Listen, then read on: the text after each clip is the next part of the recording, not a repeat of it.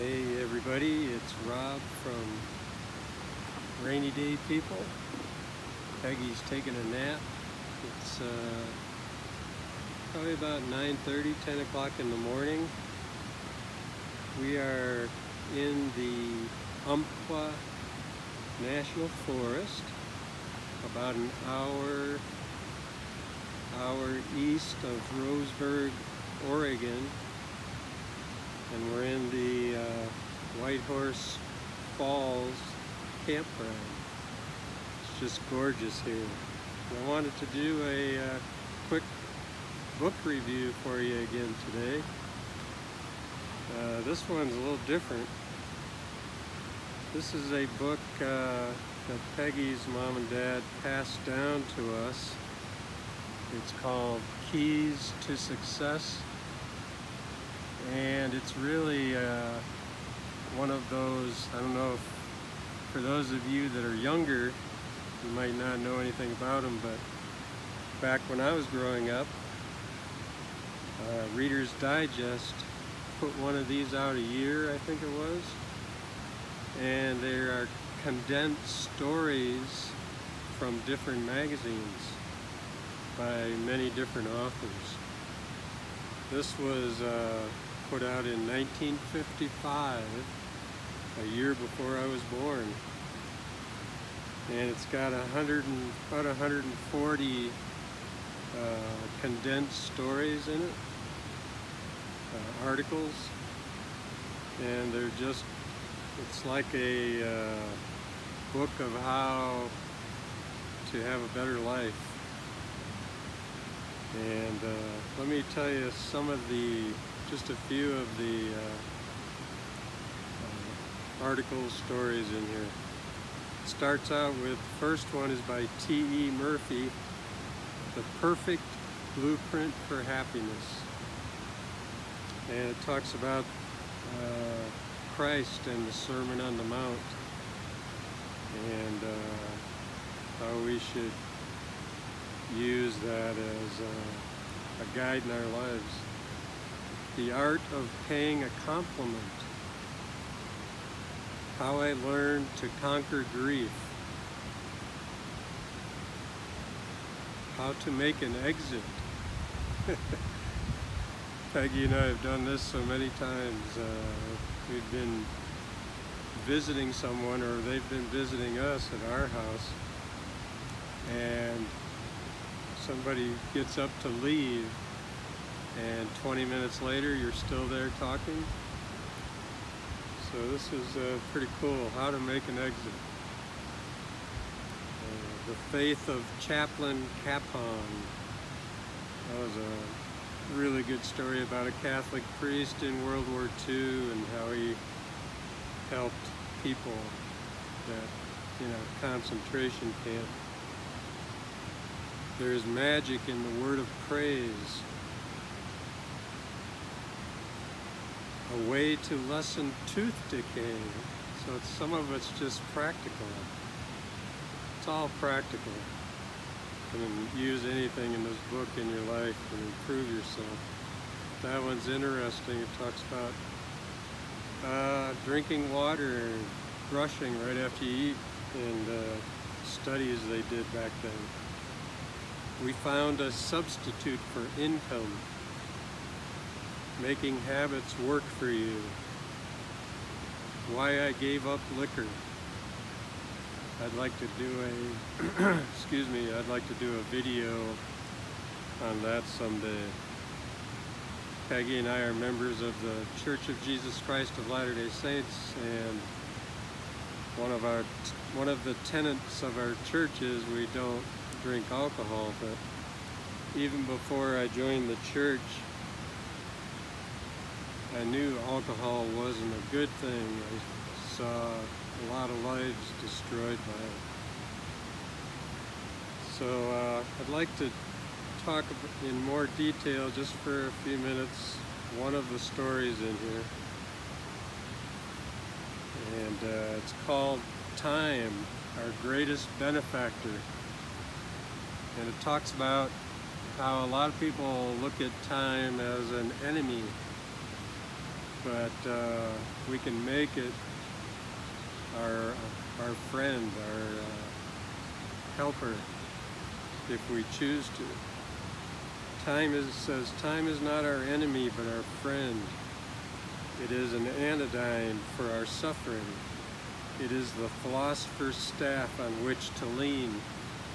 It is the magic that lifts the crushing burden from our shoulders and makes smooth the rough places in our lives.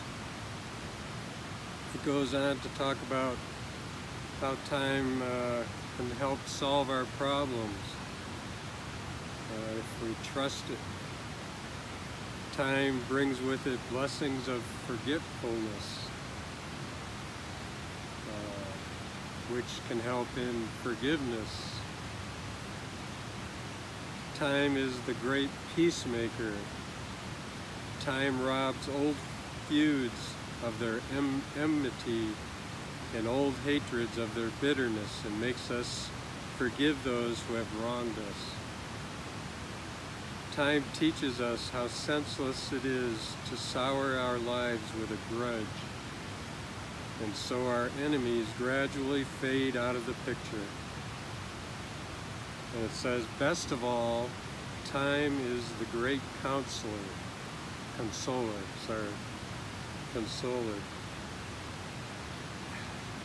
If you're real young,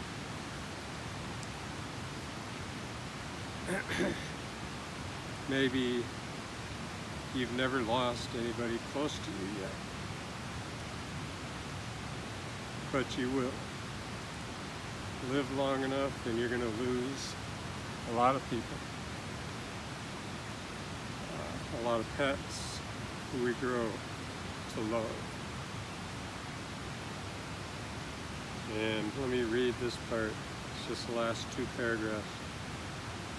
When we lose those we love, we feel that the sun has set for us, and that forevermore the earth will be shrouded in blackness. We find no cheer in anything, no interest in anything. Our horizon ends in a grave. No words, no sympathy, no philosophy can lighten our sorrow. Nothing can help us but time. And I added here, I just wrote a little note in, and God. But this article is talking about time. For it has been mercifully ordained that the wound must heal, and the ache and the pain grow less poignant, so slowly and insidiously that we do not realize it. Time brings us fresh interests, other joys. It thrusts our duties to other people upon us. It gives us work that absorbs us, and so by degrees it turns the grief that rended us into a sorrow that can be borne. Blessed be time that heals us. So that's the kind of stories, articles that are in here. Some are kind of funny, and most are pretty serious, though. It's talking about serious things. I don't know if you can get your hands on this. I haven't checked on the internet if you can find old copies of this. I don't think it's been reprinted, as far as I know. But again, it's called The Keys to Happiness, Reader's Digest, condensed. It says it's a Reader's Digest guide to successful living. So I hope you can get your hands on one of these. I'm so grateful that Peggy's mom enjoyed reading this, and that we got it from the family after Mom and Dad Kanaga died. So look for it, see if you can find it. I read through it a lot. It's almost like scripture to me, almost. But a lot of the articles in here talk about God and Jesus Christ. So, let me know what you think of this. Let me know in the comments what you think of our videos so far. our book reviews. I really enjoy doing them. I didn't intend to do book reviews. Never thought of it when we started our channel. But I think it's a key, interesting and a good way to pass down what I think is important about life. And you don't have to agree with me or Peggy on anything or everything, of course. But I highly recommend, maybe you'll be watching this 20, 50, 100 years in the future. Peggy and I will be long gone, but you know, if I could recommend anything, read and listen to a lot of different people. Listen to people, read about what people have written that maybe that you think would disagree with your philosophy of life. There's a saying in the Game of Life book that I did a book review on a couple weeks ago. It says, "No man is your friend, no man is your enemy, but every man is your teacher." You can learn something from anybody and everybody. So keep your options open and you'll learn a lot from people and situations. Love you all a lot. Hope you're doing great. Peg and I are about a month into our 4-month journey here in July of 2024, and we're just loving it. So, have a great day, and remember, in a world where you can be anything, be kind. Love you guys. Bye-bye.